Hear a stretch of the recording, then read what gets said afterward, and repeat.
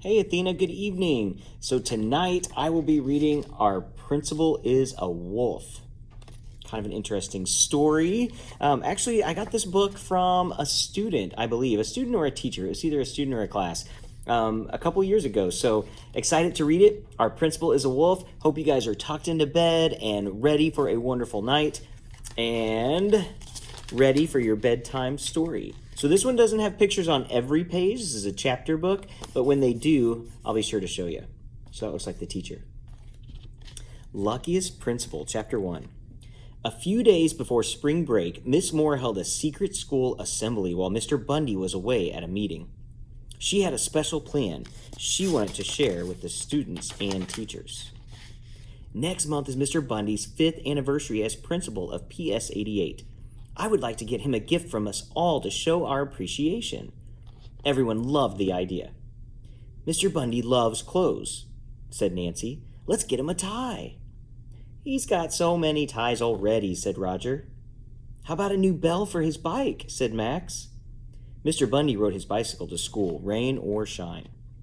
A new bike bell would be good, said Mrs. Feeney, but I think he just got one. Thinking about Mr. Bundy's bike gave Miss Moore an idea. Yesterday he got caught in the rain riding home from school, she said. Why don't we get him a rain poncho to keep in his briefcase? The idea was a big hit. Knowing Mr. Bundy was a sharp dresser, Miss Moore said, I'll pick a shiny red poncho to match his shiny red bike. At the end of the week, Mr. Bundy held his own assembly to wish everyone a good spring break. It was the perfect time to give him his gift. Alice, a kindergarten student, sang a song she wrote for the occasion. Happy anniversary, Mr. Bundy. Thank you for all you do. You take the best care of our school, so we want to take good care of you. Thank you, everyone, said Mr. Bundy. I am the luckiest principal in town. He wiped the happy tears from his eyes with his crispy iron handkerchief. Then he put on his new poncho and got a big round of applause. Spring break turned out to be chilly and rainy, so Mr. Bundy got to wear his new poncho a lot. Riding around town, he waved to his students who were glad to see him enjoying his gift. Looking good, Mr. B, they called. Chapter 2, Greetings. On the last night of vacation, Mr. Bundy's phone rang. It was Miss Moore. She sounded awful. I have a terrible cold, she moaned. I'm sorry, but I have to miss school tomorrow. Mr. Bundy exclaimed, Poor Miss Moore. We'll miss you, but you must stay home and rest. Mr. Bundy wanted to do something to help his good friend and assistant principal feel better. So he got to work making a hearty soup for Miss Moore. The next morning, Mr. Bundy got up extra early to leave plenty of time to deliver the soup before going to school. Since it was drizzling lightly when he started out on his bicycle, he put on his beloved red poncho and pedaled toward Miss Moore's house. Her house was outside of town, a little way into the woods. As he pedaled along, Mr. Bundy sang new words to the tune of Alice's song. So there he is, riding his bike. He's got a basket and a bell on his bike. I'm on my way, Miss Moore. I thank you for all you do. I'm very sorry you're sick, but my soup will be good for you. Mr. Bundy was happily singing and pedaling and singing, when he saw a hairy, bearded man right in the middle of his path. Greetings, said the man in a raspy, barky voice. Who are you, and where are you off to in such a hurry?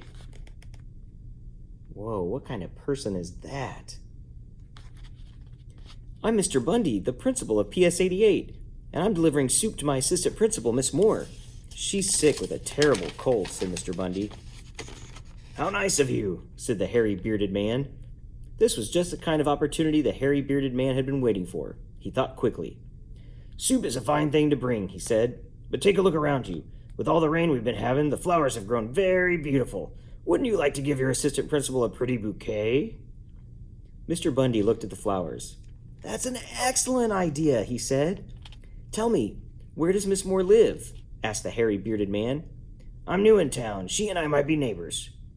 Mr. Bundy described her house and location exactly.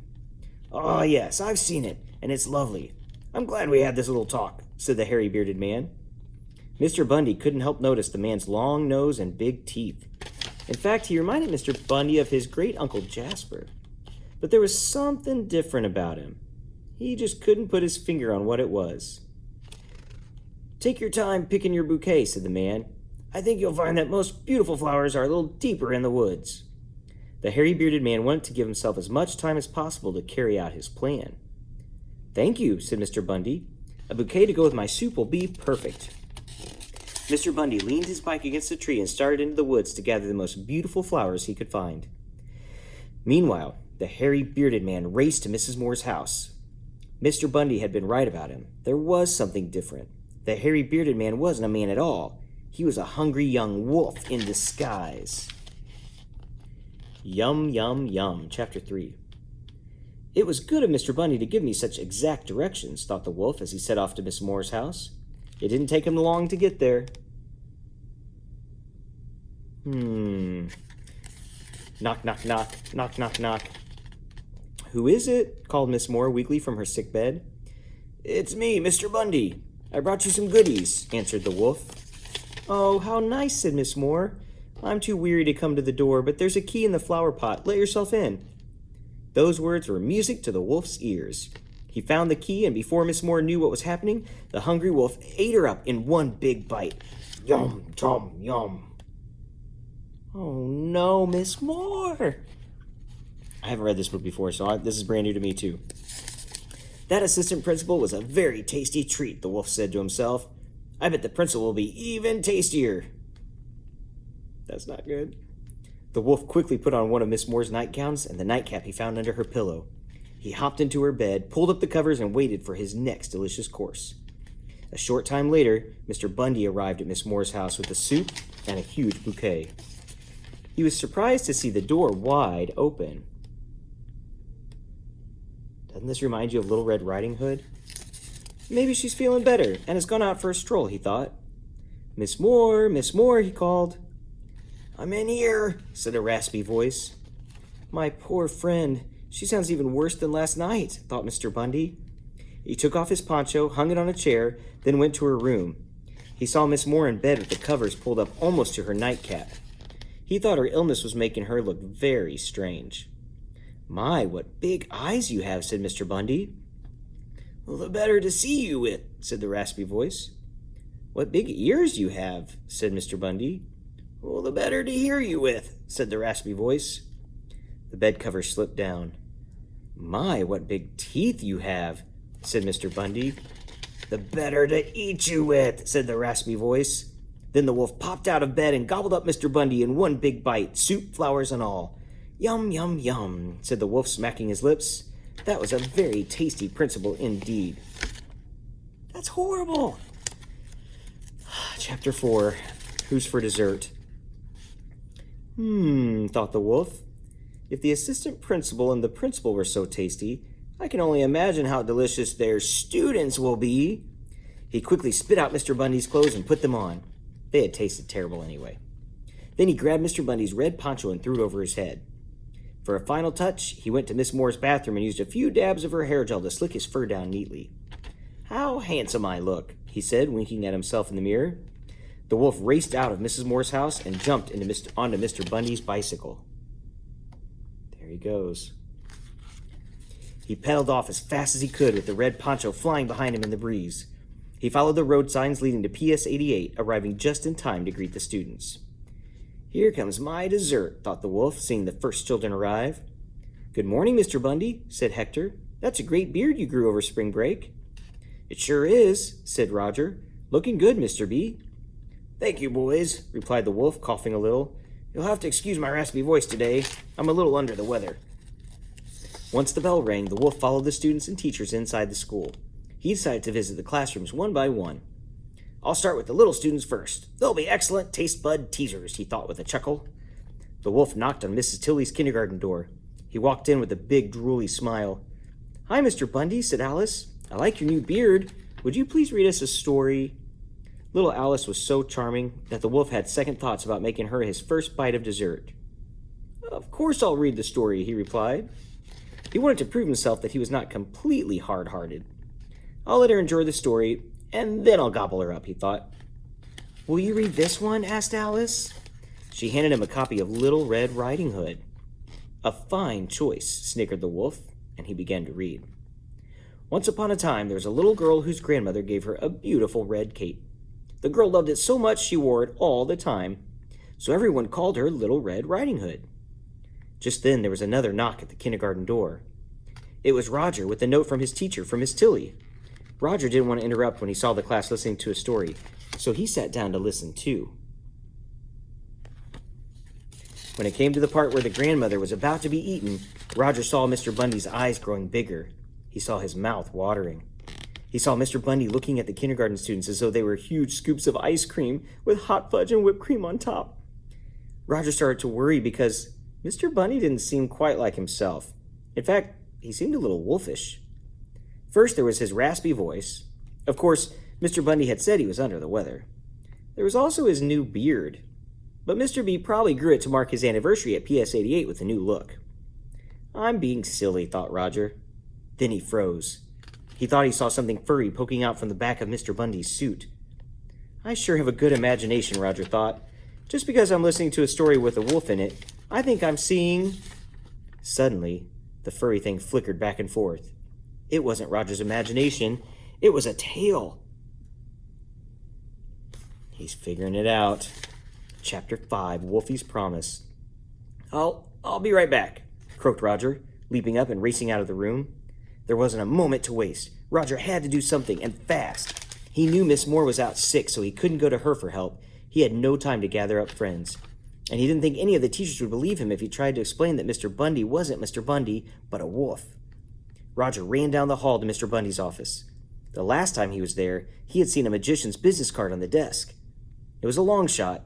A long shot, but Roger had to try.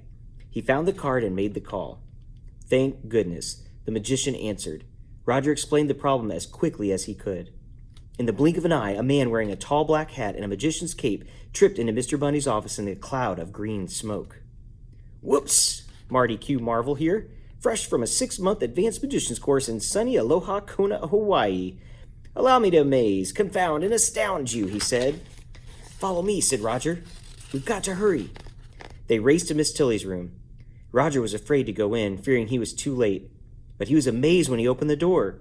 The wolf was weaving in and out of the circle of kindergartners, singing, "Bluebird, bluebird, through my window. Bluebird, bluebird, through my window." "Come join us," he said cheerily. "I've never had so much fun." Of course, the kindergartners thought they were dancing and singing with their beloved principal, Mr. Bundy. Thanks to Roger, Marty Q. Marvel knew the real story and wasn't about to fall for any big bad wolf tricks. Marty quickly waved his magic wand, chanting, "And a 1, and a 2, and a 1, 2, 3. Mean old wolf, your history." So there's Marty Q. Marvel. Nothing happened. He waved his wand again. Still nothing. "I knew I shouldn't have skipped my wolf disappearing class," moaned Marty. The wolf looked at him with fear and hurt in his eyes. In his short time in the kindergarten class, he had grown to love the youngest students at PS 88, but his secret was out. Miss Tilly gathered her frightened students close by her side. "What will I do?" the wolf thought. "Now that they know I'm a wolf and not Mr. Bundy, I'll have to eat everyone in the room." Alice didn't like the hungry gleam she saw in the wolf's eyes. She remembered how happy and friendly he was when he was dancing and singing. That gave her an idea. She ran to the wolf, grabbed his paw, and started to sing the Hokey Pokey song. "You put your right paw in, you take your right paw out, you put your right paw in, then you shake it all about." Maybe he's not such a bad wolf. I mean, he did eat the principal and the assistant principal, though. The wolf started swaying to the tune and joined Alice doing the Hokey Pokey. Meanwhile, Roger was thinking, if this isn't Mr. Bundy, where is Mr. Bundy? And is Miss Moore really out sick, or is she... Oh, no! Roger thought and started singing as fast as he could. "You spin to your left, you spin to your right, spin round and round with all of your might." The wolf spun around and around, faster and faster. He was having so much fun, he threw back his head, opened his mouth, and yelled, "Whee!" Out flew Miss Moore, and out flew Mr. Bundy.